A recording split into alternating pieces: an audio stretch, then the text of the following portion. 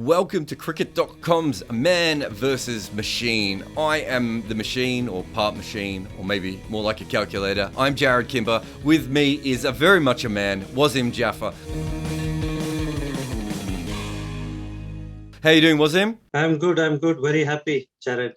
I'm sure you are, as India has won a very strange, perplexing, yet captivating one-day international by 66 runs against England. Let's start off at the top. You and I both were in furious agreement that KL Rahul should be playing in this game. You wanted him opening, I wanted him in the middle order. Clearly I was right, but you were still partially right.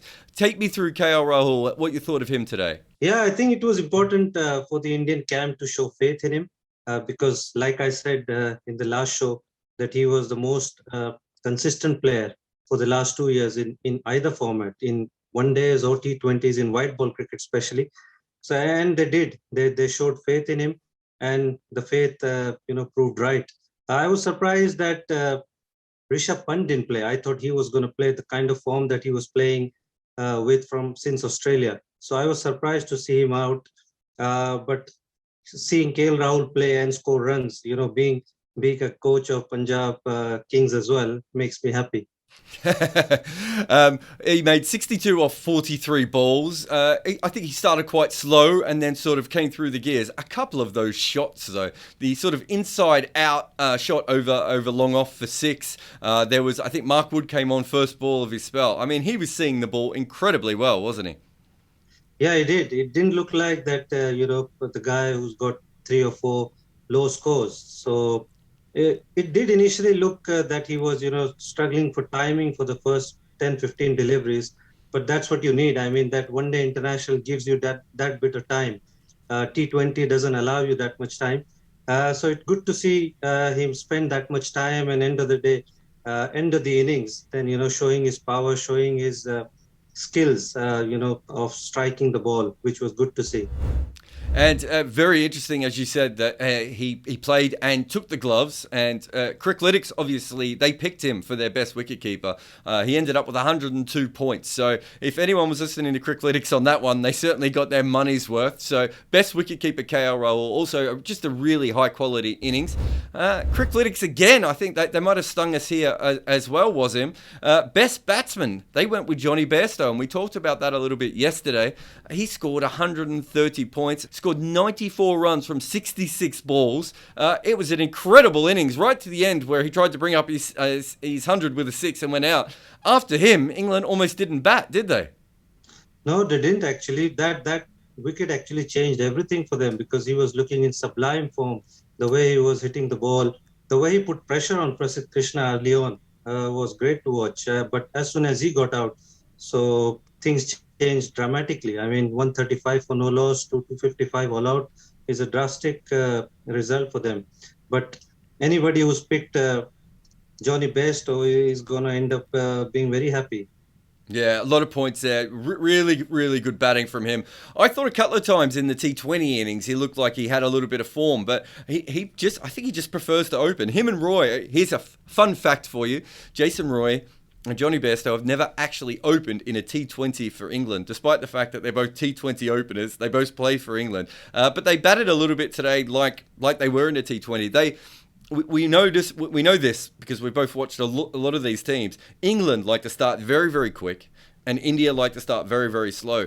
It doesn't always mean that that's what the end of the game is going to be, because England give you a lot of chances to get their wickets, whereas India don't give a lot of chances with their wickets. Even Virat Kohli, who I think you picked for best batsman, he played a very sensible innings. Rohit got himself in. Obviously, Shikhar Dhawan played a big innings as well.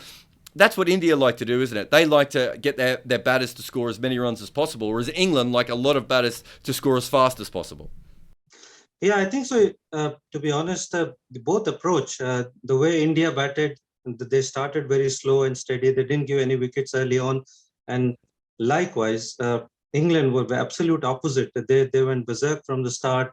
And similarly, the England bowling, was onto the mark straight away. The way Mark Wood and Sam Curran bowled, but they kind of missed the length in the end overs, which was absolute opposite to what Indian bowlers did. Indian bowlers actually got hit early on, but came back and finished the job. So it was totally opposite, the way the game went today. Yeah, no, that's very, very true. Just on the all-rounder, so Criclytics picked Krunal Pandya as the best all-rounder. I think yesterday on the show, we weren't even sure if he was going to play. So well done for Criclytics for looking into the future. And then that innings, I've always been a huge fan of Krunal Pandya. Just the energy that he has, the courage that he has with the way that he plays. I don't think he's as talented as his brother, but he throws everything into it. For you, that must have been quite an emotional innings to watch. It did. It did look like that he was very excited, very animated. He was very. The moment he walked in, it looked the intensity showed in his game, and probably his father's obviously passing away meant a lot. Probably the first international game that he's playing after that. He did play a few domestic games, but I think he's probably more closer to his father. Looks like that way. And the kind of debut game that he had, amazing with the ball, with the bat, and the intensity showed. First of all, I thought Hardik Pandya probably gonna bowl a lot more, which he didn't. But amazing day for Krunal Pandya, amazing debut.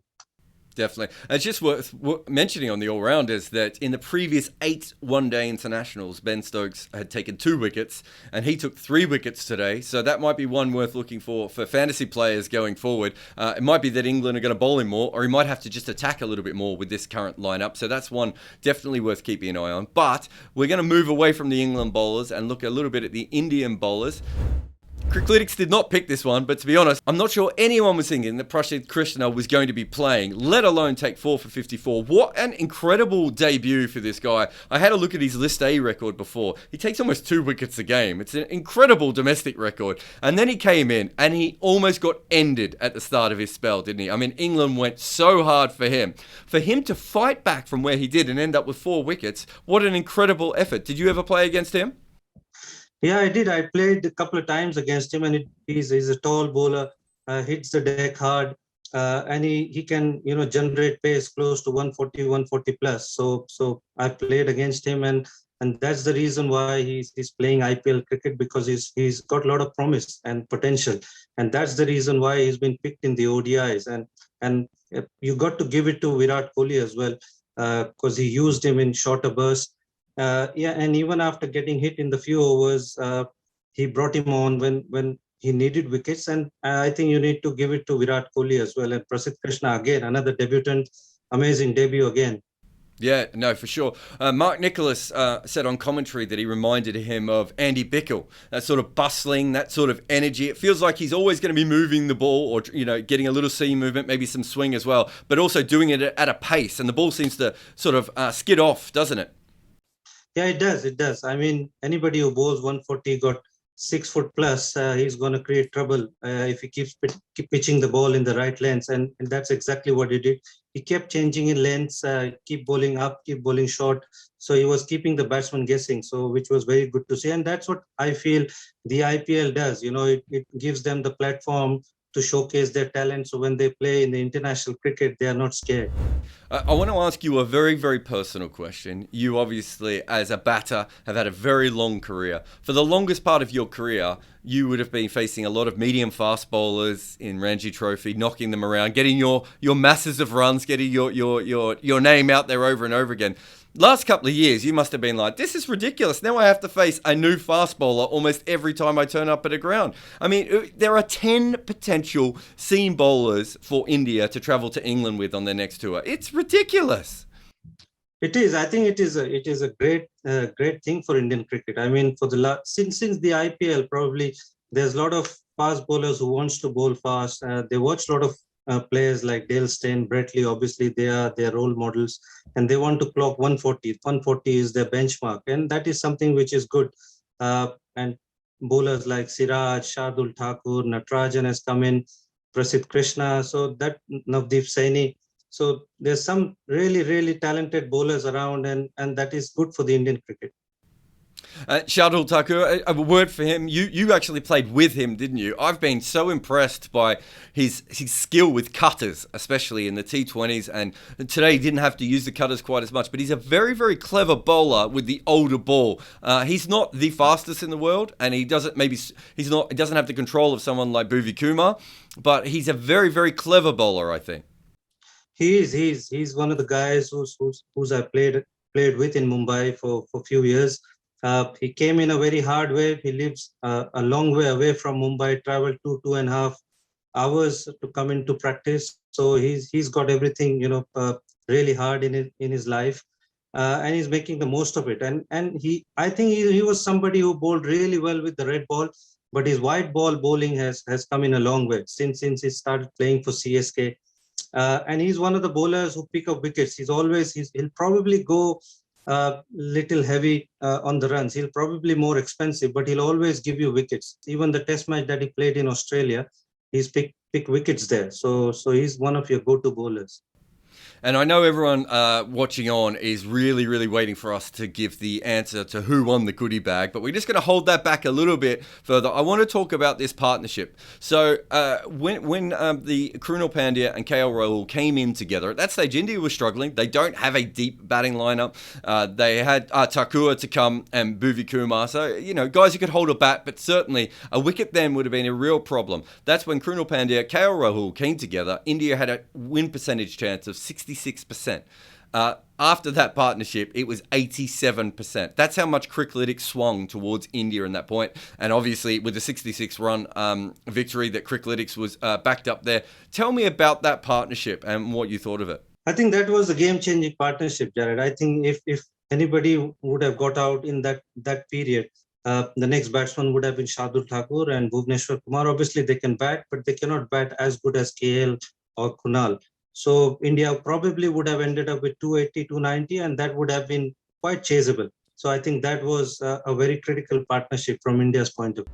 Well, I can tell you this for a fact. India has played 39 players since the 18th of December in international cricket. Now, obviously, a lot of that's down to COVID, but I believe that you're the only player that they haven't chosen in that time that is available to them. So bad luck that you didn't get a game. Maybe if you came back now, you'd probably be a fast bowler. You probably wouldn't even be a batsman anymore. You'd be wanging them down. Let's get to the goodie bag because Akhil Sharma, incredible prediction here. He said that the first innings score at the 40-over mark. I made it tricky. I didn't make it too easy for people. You went miles out. Wasim, you weren't even close. We're not even going to mention you said like 280 or something. Akhil Sharma, right on the money. 205 for 3, he said. So as close as anyone, and he gets the goodie bag. We will be doing further predictions, of course, coming forward in the other series. So remember to follow these videos, like, subscribe, bother Wasim on Twitter, really get stuck into him, even though he was actually very accurate in this series, but not as accurate as Criclytics, who played an absolute blinder in this first one-day international. So follow us here, and we'll be here right throughout this series. Thank you very much to Wasim.